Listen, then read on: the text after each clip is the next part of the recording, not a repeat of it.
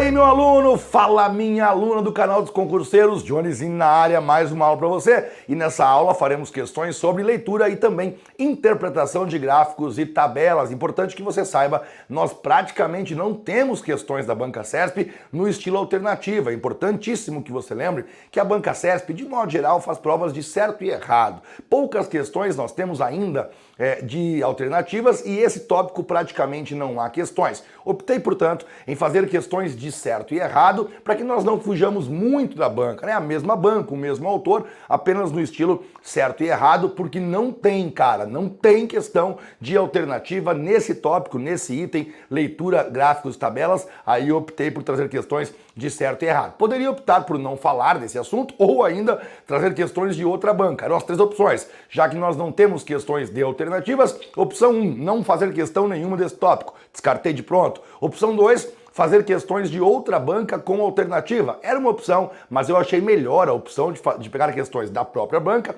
da Banca CESP, e aí no estilo certo e errado. Fechado? A primeira questão é essa que aparece para você. Ela fala assim: a tabela abaixo mostra em porcentagens a distribuição relativa da população brasileira por grupos etários de acordo com os dados dos censos demográficos de 1940 a 2000, tá bem? Então temos ali uma tabela, a primeira coluna, como você pode perceber, ela mostra ali os anos de 40 até 2000, e aí ele mostra para nós os grupos etários, e esses grupos etários aí, eles vão trazendo para nós a parte relativa, certo? É percentual, sempre que falar relativa, significa percentual, distribuição relativa, distribuição percentual. Então, em 1940, nós tínhamos lá 42,7% com até 14 anos, 54,9% até 60, de 15 a 64 anos, e apenas 2,4% eram mais idosos, eram mais velhos, acima de 65 anos. Olha a mudança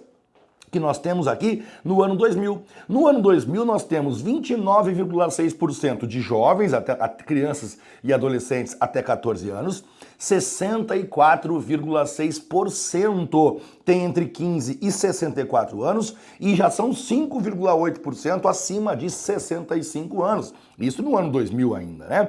Com base nos dados acerca da evolução da população brasileira apresentados na tabela acima, julgue o item subsequente. Vejamos lá. O gráfico a seguir ilustra corretamente as informações apresentadas na tabela. E aí nós temos que olhar a tabela e o gráfico para que nós possamos entender o que está acontecendo, se eles ilustram corretamente. Temos que olhar aqui. Esse é um gráfico de colunas sobrepostas. Nós temos que olhar então o que está acontecendo. Ó, aqui embaixo é importante cuidar. A parte preta até 14 anos.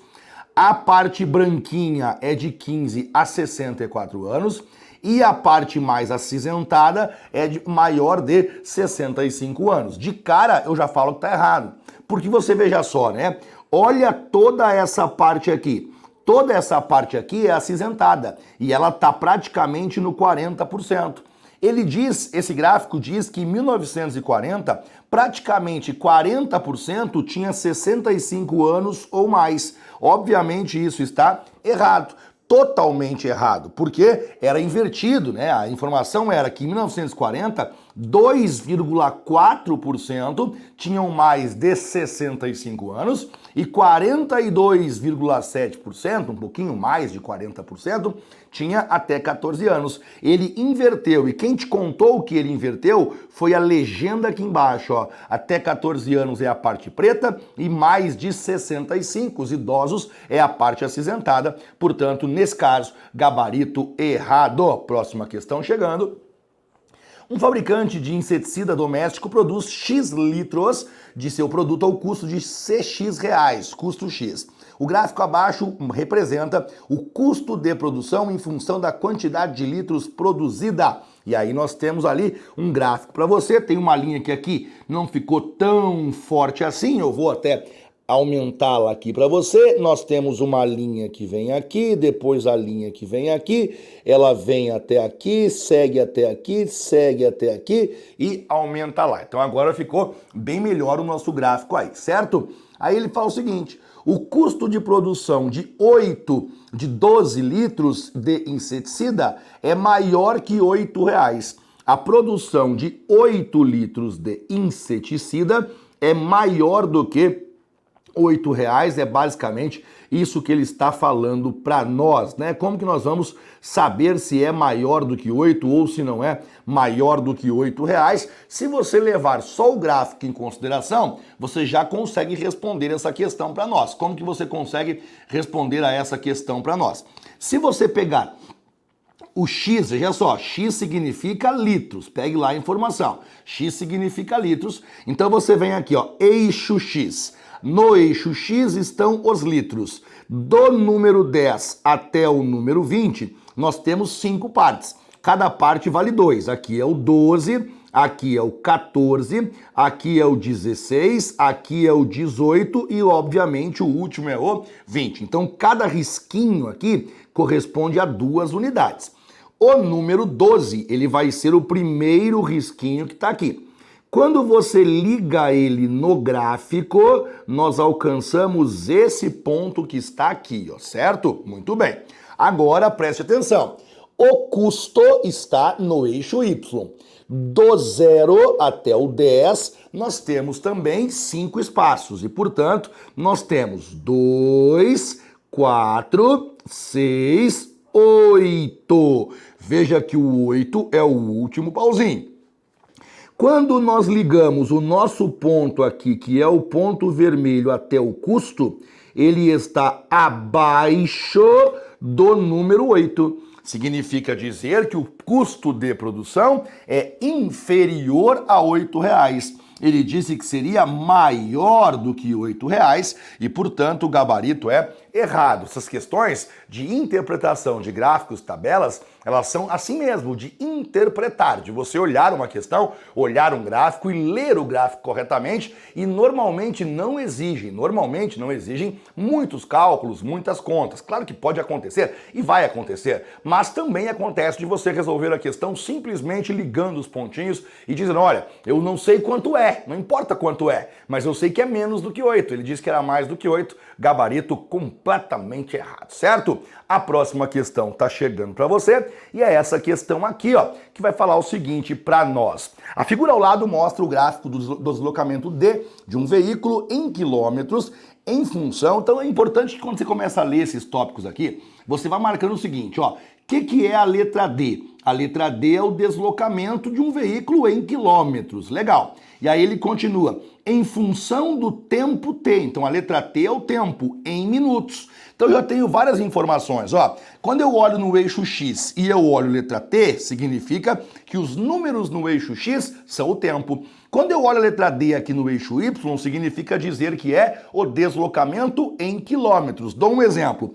Esse ponto aqui significa o seguinte, que após 120 minutos, o deslocamento foi de 160 quilômetros. 120 minutos são 2 horas, não é? Cada hora tem 60 minutos, portanto, são 2 horas. Logo, nesse primeiro trecho, em 2 horas, ele percorreu 160 quilômetros. E aí a gente vai. Sabendo que a velocidade é dada pelo quociente, divisão, entre deslocamento e tempo, coisa que nós sabemos, quando você quer calcular o valor da velocidade, você sempre vai dividir o deslocamento pelo tempo. Quer ver só? No primeiro período, naquele ponto preto que está ali, naquele ponto vermelho que está ali, qual foi o deslocamento que ele percorreu? 160 km por hora.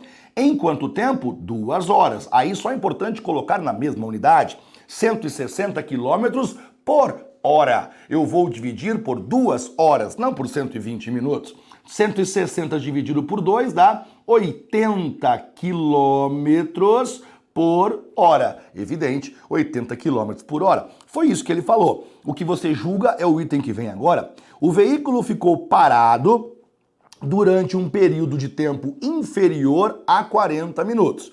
Quais são os 2 períodos em que o veículo ficou parado? Você veja só, né? Ele ficou parado no período em que o deslocamento não aumentou, que é nesse trecho aqui, ó, o tempo passa, mas não aumenta o deslocamento, ele estava parado aqui.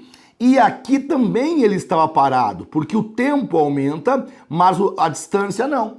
Então ele andou, ele foi andando aqui, ó. Foi andando, parou para descansar e tal, não sei o quê. Do 120 para o 140, ele parou 20 minutos. Beleza. Aí ele parou, depois ele andou, parou de novo.